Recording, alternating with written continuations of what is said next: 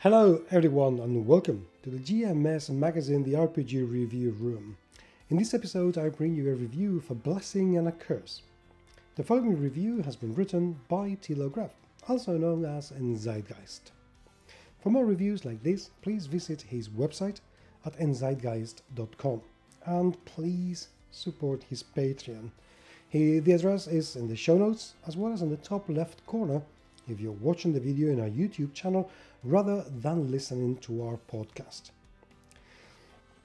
A Blessing and a Curse clocks in at 5 pages, 1 page front cover, leaving us with 4 pages of content. So, let's take a look. The concept of this PDF is actually very simple. Players want goodies, and yet items, nay magic, should have a price to pay for it. The system proposed herein is very simple. You roll 1d20 3 times and check the table. Column 1 features 20 benefits, column 2 20 drawbacks, and column 3 presents removal conditions. To give you examples, among the benefits we have protection from evil. The wearer is protected from the effects of evil.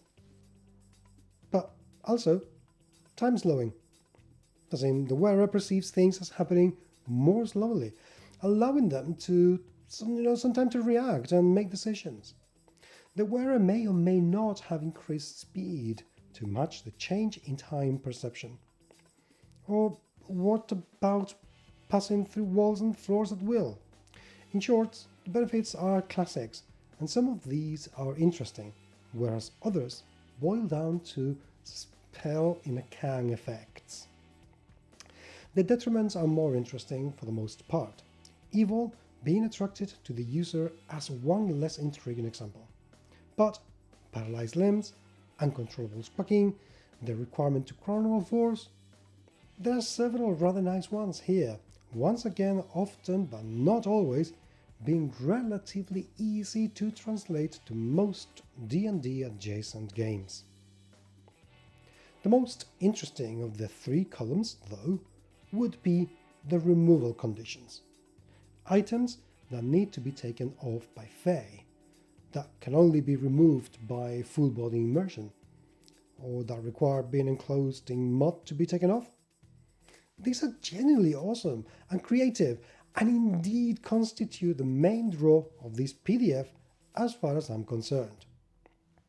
The supplement also walks you through a couple of considerations before portraying 6 sample items that illustrate this design philosophy. Spectral rings net both silence and invisibility, but the wearer can't interact with the real world and must be defeated before it can be removed.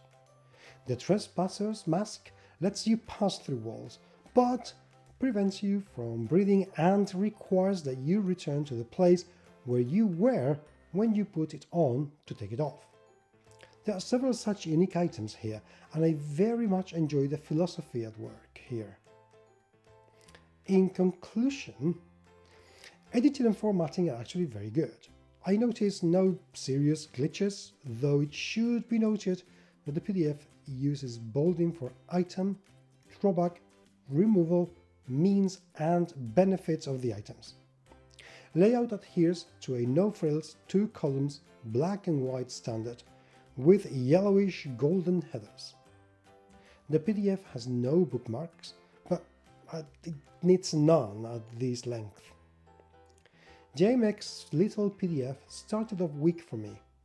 The benefits in many ways felt too conservative for me, courtesy of being system neutral. In a way, this is easily adapted, sure, but chances are good that the benefits already exist in your system of choice. To a degree, this extends to the drawbacks as well. This really shouldn't have been system neutral as presented. The standard entries are boring, and the creative ones, they require serious, very serious rule food to convert to your game.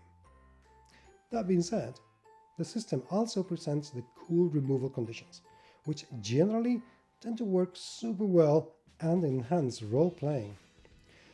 They highlight what benefits and drawbacks should have focused on as well, specific role-playing, conductive tricks that feel distinct and magical.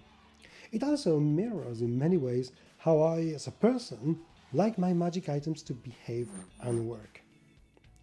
That being said, the PDF could also have used a higher price point and more meat on its bones. As presented, it can best be thought of as a kind of design philosophy guideline for magic items. It's a good one, but the system-neutral nature paired with the pretty conservative sample effects ultimately renders this less compelling than it could have easily been. However, the low and fair price of only 99 cents of a dollar, totally worth it. My final verdict will clock in at 3.5 stars, as befitting of a mixed bag, slightly on the positive side. I'll round up due to in dubio pro reo. Endzeitgeist out. Thank you very much indeed for listening and or watching. Please do remember to subscribe and leave us your comment. Do get in touch with me on Twitter. I am at GMS Magazine, and by all means feel free to visit our website and our Facebook page. Thank you once again, and until the next time, I will talk to you very, very soon. Take care.